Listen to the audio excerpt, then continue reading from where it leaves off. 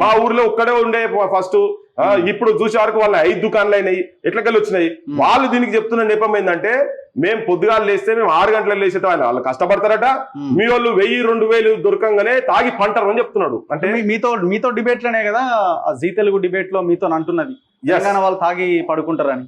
అది ఎంత ఓపెన్ గా మాట్లాడుతారు, చాలా ఓపెన్ గా, నిర్లజ్జగా, నిస్సిగ్గుగా వాని నిస్సిగ్గుగా ఎంత అహంకారం నెత్తికెక్కి ఉన్నదంటే మన మీద చాలా చిన్న చూపుకుంటే అది రిపీట్ చేస్తున్నాడు. ఇంకా ఇప్పటికి అదే మాట మాట్లాడుతున్నాడు. ఇంకా 1000-2000 వస్తే తాగి పంటరు మీరు అని మాట్లాడుతున్నాడు. అది ఎవరు? మార్వాడి జైన్ సమాజానికి సంబంధించినటువంటి అధ్యక్షుడు ఆయన ఇప్పుడు ఈ మధ్య లాస్ట్ 3 days నుంచి డిబేట్స్ లో వస్తున్నాడు. అరే మీరంతా తాగి పడేటోళ్ళు మీకు కష్టపడుతున్నాం అని చెప్పాను. ఆయన ఇంటి కూడా ఊడ్చేది వాడు దుకాణం కాడ తెలుస్తారు కావచ్చు. ఏం లేదే ప్రపంచ స్థాయిలో ధనవంతులమైన దేశంగా మన హైదరాబాదు ప్రపంచంలోనే హోల్స్ బిజినెస్ లో కావచ్చు, నువ్వు తీసుకో, కార్పెంటరీ తీసుకో, ఈవెన్ టెక్స్టైల్స్ సంబంధించినటువంటి తీసుకో, తీసుకున్నా ప్రపంచ ప్రఖ్యాతి గాంచినటువంటి ప్రాంతం మన దగ్గర. హస్తకళలు అటువంటి అంత అద్భుతమైన ప్లేస్ ను పట్టుకుని మీకు పని చేత కాదు తాగి పంటరు అని చెప్పని మాట్లాడుతున్నారు. అంటే వాళ్ళకు అహంకారం. ఇక్కడ వాళ్ళు ఏమంటున్నారు? మమ్మల్ని ఏం చేయలేరు, మీరు మా వెనక ఉన్నారు, మా బావ డిప్యూటీ ముఖ్యమంత్రి, మీ సంగతి చెప్తాం, ఈ లెక్కలో మాట్లాడుతున్నారు వాళ్ళు. మీరు చెప్పుకోపో, మరి మీ బావకు చెప్పుకోపో, ఇట్లా మేము అంటున్నాం అది అని చెప్పాను. సో ఇంత ఇంత ఇంత అవహేళన చేసుకుంటూ, అవమానపరుచుకుంటూ ఆంధ్రలో ఒక ఎత్తు అయితే వీళ్ళు చాలా డిఫరెంట్ గా. ఇప్పుడు చూడు, అక్కడ జరిగినటువంటి ఇన్సిడెంట్ ఇప్పటికీ కేసు లేదు, వాళ్ళు బొక్కల వారేయలేదు. ఏదో ఒక ఇద్దరి మధ్యలో పంచాయతీ వేరే విషయం. నువ్వు కులాన్ని పేరు పెట్టి తిట్టినావు కదా, నీచా జాతు పాలమ్ముకున్నట్టే అందరికి వస్తాయి కదా అవన్నీ, అందరం నీచా జాతే కదా ఇక్కడ. సో అది మనకు మనసుకు కలిగింది. అతను ఇంకా అక్కడనే ఆగుతలేడు. వాళ్ళు ఎంత అంటే వాళ్ళు సంపాదించుకున్న తర్వాత వాళ్ళు ఎట్లా మీకు చేతగాక మీరు దందాలు చేస్తలేరు అంటే, మా వాళ్ళు దొంగ దందాలు చేయరు.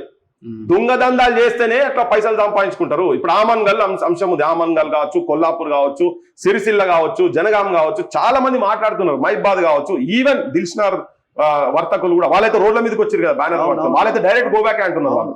సో వీళ్ళందరూ చెప్పేది ఏంటంటే, వాళ్ళు వచ్చి ఇప్పుడు ఆయనకి ఇక్కడ నుంచి అక్కడ నెట్వర్క్ ఉంటది, వాడు డైరెక్ట్ మ్యానుఫ్యాక్చర్ నుంచి వీళ్ళకి వచ్చేస్తుంది, సగం రేట్లు వస్తుంది, అన్టాక్స్డ్ వస్తుంది. ఒకటి అది వస్తే ఒకటి ఇది పెట్టుకొని తీసుకొని వచ్చి వీళ్ళు అమ్ముతున్నారు. మన మీదనేమో ఆర్థిక భారం ఎక్కువ పడుతున్నది, వాళ్ళ మీద ఆర్థిక భారం పడనీయకుండా వాళ్ళు అక్కడ మ్యానుఫ్యాక్చర్ కాబట్టి నడుస్తున్నది.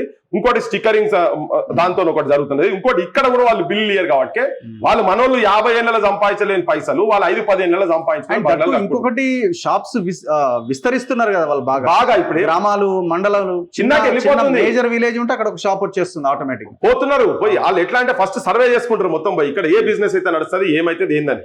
స్టీల్ షాపులు కావచ్చు, నీకు సిమెంట్ షాపులు కావచ్చు, ప్రతి దాంట్లో పెయింటింగ్ వర్క్స్ కావచ్చు, ఇక స్వీట్ షాపు పెట్టి వాళ్ళ మనోళ్ళకేమో బయటికి వెళ్ళి తీసుకొస్తే మితిలతో పాటు మనోళ్ళు ఏంటంటే చూసి పడితే మా ఎల్లన్ననో మల్లన్ననో పొద్దుగా లేసా పక్కూరులో ఉంటాడు, పాప ఇల్లు కట్టుకుంటాడు కాబట్టి నేను మంచి మాల్ ఇవ్వాలని చెప్పి మనోళ్ళకు ఉంటది. అరే మా తాత కాడికి వెళ్ళి 20 ఏళ్ళకి వెళ్ళి దుకాణం ఉన్నది, మా తాత పెట్టిన దుకాణం మా తాత పేరు ఉండాలని మనం అనుకుంటది. వాళ్ళకి అట్లా కాదు, వాళ్ళకు వ్యాపారము పైసలే పరమావధి. వాళ్ళకు ఇక్కడ మన సుటపోడు కాదు, పట్టపోడు కాదు. సో దోపిడి చేయాలి, వెళ్ళిపోవాలి, దోసుకోవాలి, వెళ్ళిపోవాలి. మళ్ళీ వీళ్ళంతా నెట్వర్క్ మొత్తం ఒకటే ఉన్నది, వీళ్ళ చేతుల్లో ఉన్నది.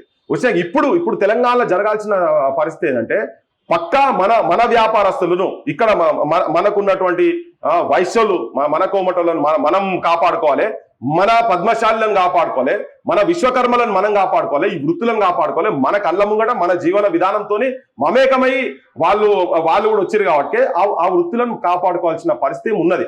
ఇలా వాళ్ళు వచ్చి పెద్ద డేగా వచ్చి మనము కాకులకు కాసి గద్దలకేస్తున్నాం. గద్దలు కూడా పీతిరి గద్దలు వీళ్ళు. మన దగ్గర చచ్చిపోతుంటే కూడా ఆ శవాల మీద ఏరుకుంటోలే వీళ్ళు. మళ్ళీ కనికరం ఉండదు. ఇప్పుడు ఒక చిన్న మన ఊర్లో ఏదైనా సాగు జరిగింది అనుకో, సాగు జరిగితే సావుకారి దగ్గర పోయి అయ్యా మా సాగు అయింది, సాగుకు పైసలు ఏమంటే 10,000 రూపాయలు ఇచ్చేటోడు వెనకట. సరే నువ్వు మిత్తికి తీయాలి వద్దు కానీ 2 నెలల తర్వాత ఇవి కానీ ఈ 2 నెలలకు లోపడితే నేను తీసుకోను అనే మానవత్వం మన దగ్గర ఉండే. వాడు ఇచ్చేటందుకు కూడా పొద్దున్న సాయంత్రం దాకా చూసి మిత్తి 2 రూపాయలు కాదు, 4 రూపాయలు, 6 రూపాయలు, 10 రూపాయల మిత్తికి ఇచ్చేట ఉదంతాలు మన దగ్గర ఉన్నాయి. ఇలా వ్యతిరేకత కూడా అట్లా వచ్చింది కూడా. ఎందుకంటే అట్లా సో మనోని మొత్తం మనకి కళా చేసి